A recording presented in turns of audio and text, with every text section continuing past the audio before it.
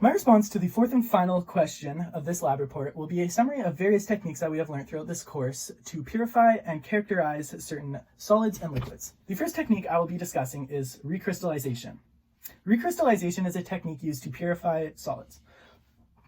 The first part of this technique is choosing the right solvent. The right solvent will not dissolve our solid at low temperatures. However, at high temperatures, it will dissolve our solid. And it also won't dissolve the impurities.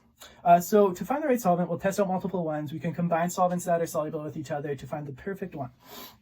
Now, once we find the right solvent, we'll move on to the second part, which is beginning the recrystallization. To do so, we'll add a small amount of our solvent to our solid and then heat it up on a hot plate to just until we have dissolved all of the solid. Once we have done this, we can move on to the next step, gravity filtration. Gravity filtration is a technique for separating solids and liquids, and usually when we perform gravity filtration, we are interested in keeping the liquid portion.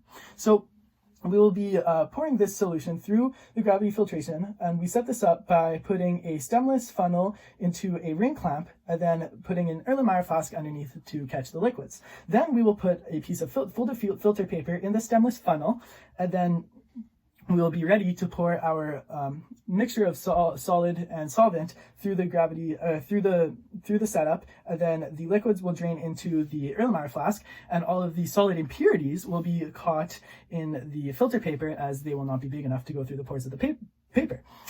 If recrystallization begins to happen in the filter paper while you are doing the gravity filtration, you can just add a little bit more of hot solvent to dissolve the solid that has recrystallized in the filter paper to go through it and reach the Erlenmeyer flask. And once we have completed this step, we can then move on to the fourth step, inducing the recrystallization. So to do so, we want to leave this mixture to cool to room temperature before putting it into the ice bath. We want it to cool to room temperature so that if we do it before it does so, the crystals it forms will be too small and we won't get good enough yield. So what will happen is once placed in the ice bath, we will begin to see the solid to precipitate out of the solvent. And once we have enough solid that has precipitated out, we can then move to the final step, suction filtration. Suction filtration is essentially the opposite of gravity filtration. It's to separate liquids and solids. However, we're interested in keeping the solid portion this time.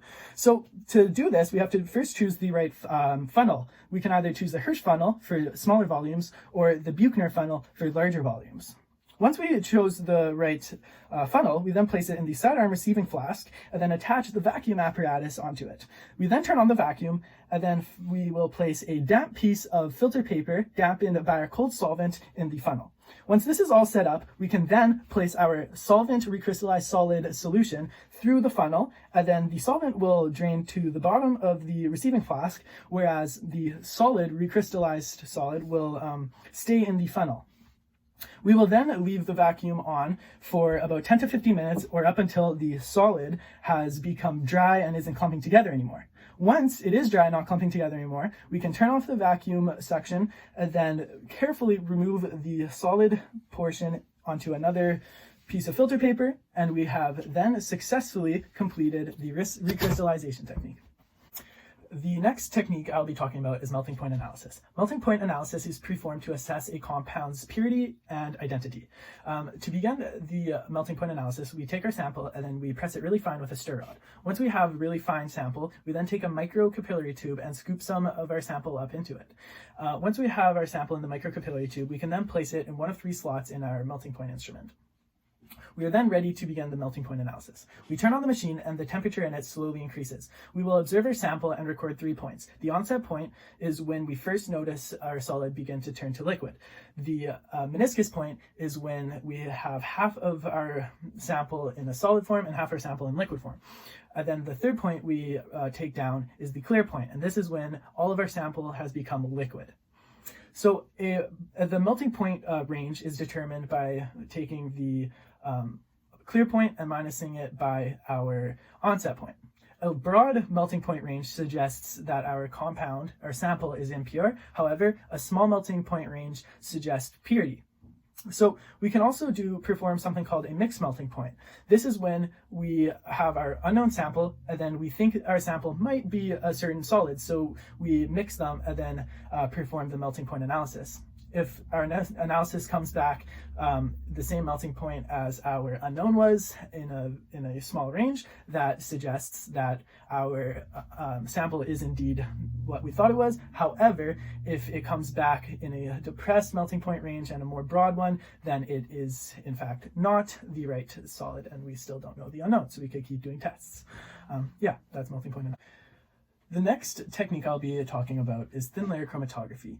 This technique is used to separate mixtures, determine purity, monitor the progress of a reaction, and identify the components in a sample. To begin, we'll take our TLC plate like this and draw a dotted line across the bottom about 1.5 centimeters from the bottom.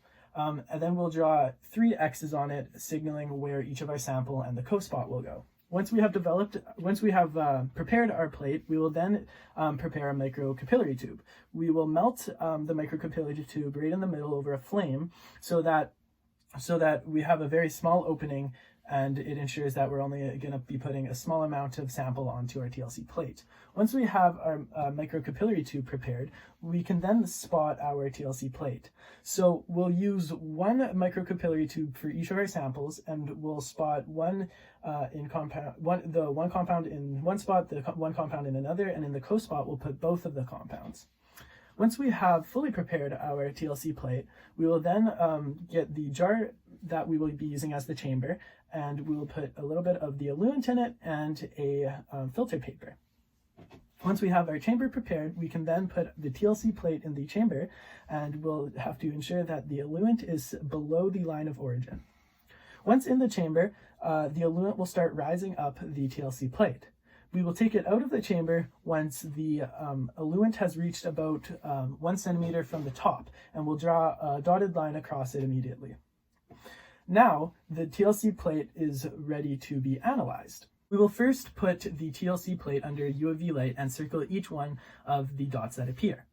Then the first thing people do to analyze the TLC plate is usually take down the retention factor, otherwise known as the RF value. The RF value is the distance between the origin and the middle of the sample dot divided by the origin and the solvent front. So a high RF value usually means that there was a weak attraction between the compound and the stationary phase. However, a low RF value usually means that there is a high attraction between the compound and the stationary phase. The stationary phase is just the TLC plate itself, and the mobile phase is the eluent. So we can also determine purity by analyzing the TLC plate, and this is done by looking at the dots that appear from each lane. Ideally, there's only going to be one dot that appears in each sample lane, and then in the co-spot there will be 2 dots that appear. However, if the sample is not pure, then there will be multiple dots that arise, and this is due to the impurities, as each compound should have its own RF. The next technique we will be discussing is distillation. Distillation is used to purify a liquid, or it can be a technique used for removing a solvent from a solution. In a simple distillation, we will be separating either a liquid from a dissolved solid or 2 liquids that differ in boiling points of over 100 degrees. So this is what the distillation setup will look like, and we'll have our solution boiling on the hot plate right here. And when our desired liquid reaches its boiling point, it will begin to evaporate, and the vapors will rise and then go in through this condenser and go back into liquid form, and we will collect it in its receiving flask. Once the plateau begins to increase again, we'll see on the thermometer, and that means the distillation has complete, or once we begin to start yielding less of our desired liquid, we know that we have successfully separated our desired liquid from the solution and the distillation is complete. So the next technique I will be discussing is gas chromatography. Gas chromatography is used to test the purity and to determine the identity of different compounds in a liquid mixture.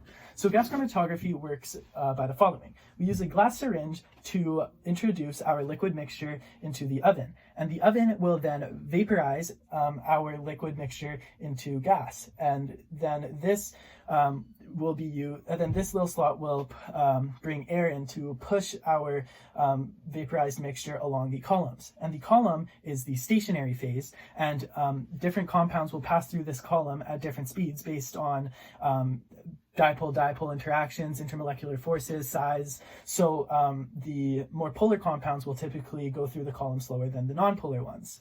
And then the air pushing our vapor through is considered the mobile phase.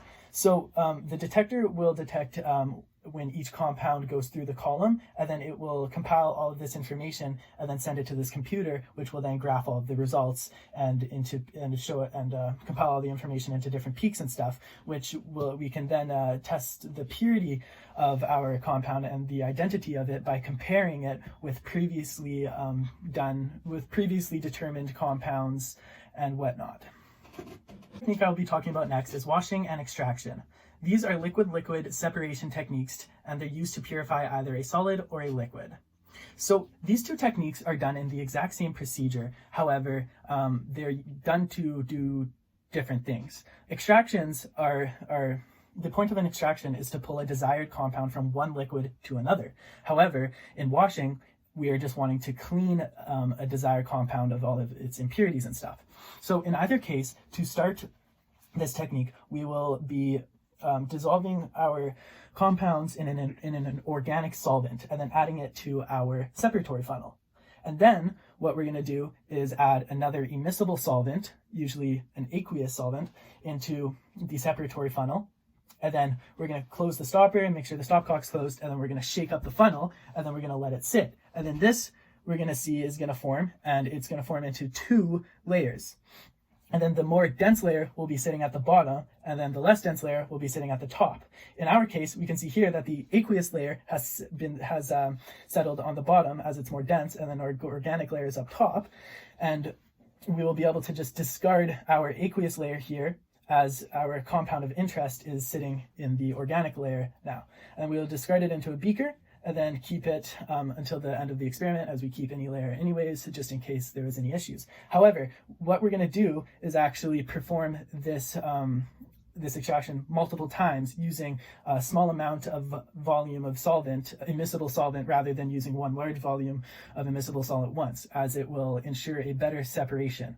So we're going to pour the immiscible solvent in again, shake it up, and then the layers will form, and we'll just discard the bottom layer here, the aqueous layer, in the terms of our extraction, as our desired compound will be in the organic layer. And then here in our washing step, we will see that we have washed all of the impurities, and the impurities will lie now in the organic layer, and then our desired compound will sit in the aqueous layer, and we'll be able to just open our stopcock and funnel it out into our beaker and close it.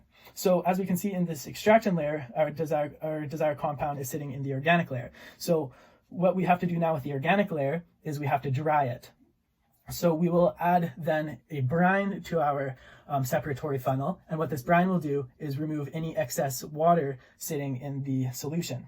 So in the exact same manner, we'll add the brine, shake it up, and then let it still sit, and then the 2 layers will form again, and the bottom layer will be this aqueous brine layer that has extracted all of the water molecules. So once we have done this, we will do another drying step, and we'll put it all in a beaker, or organic layer in a beaker, and we'll add a drying agent. And what this drying agent will do is it will grab any excess water molecules and clump it to the bottom here, and we'll know our organic layer is fully dried once the drying agent has started floating around in the organic layer instead of clumped to the bottom. The final technique I will be discussing is rotary evaporator. The rotary evaporator is used to remove the solvent component of a solution. The rotary evaporator is divided into 3 different parts: the rotary apparatus, the cooling system, and the vacuum source. So to begin the process of rotary evaporator, we put our solution in this round bottom flask, and it begins to spin and is constantly heated. And then once heated enough, the solvent begins to precipitate out of solution and then enters through this tube. And when met at this condenser, it condenses back into its liquid form and then drips into the receiving flask. Once we have gotten all of our solvent evaporated out of solution, we can then stop the rotary evaporator, take out this round bottom flask, and then we'll have whatever's left of our solution after the solvent has evaporated out. And then we can also grab our solvent from this receiving flask.